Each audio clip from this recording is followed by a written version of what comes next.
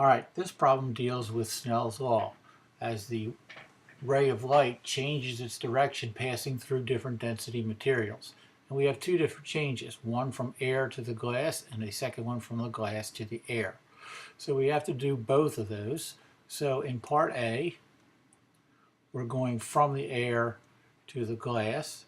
So we'll do sine of angle 1 divided by sine of angle 2, and that will have to be the inverse of the two index of refractions, n2 over n1.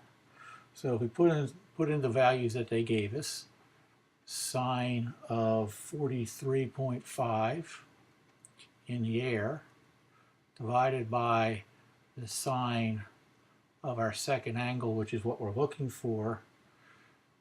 The index refraction of the glass is 1.52, and that of the air is 1. And we then have to solve that for sine of theta.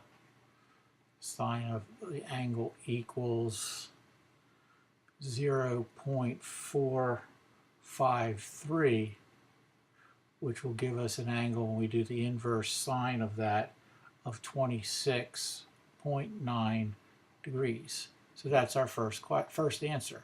Now in part B, we're going to do the exact same thing. So we're going to use the same equation, but this time we will have different values.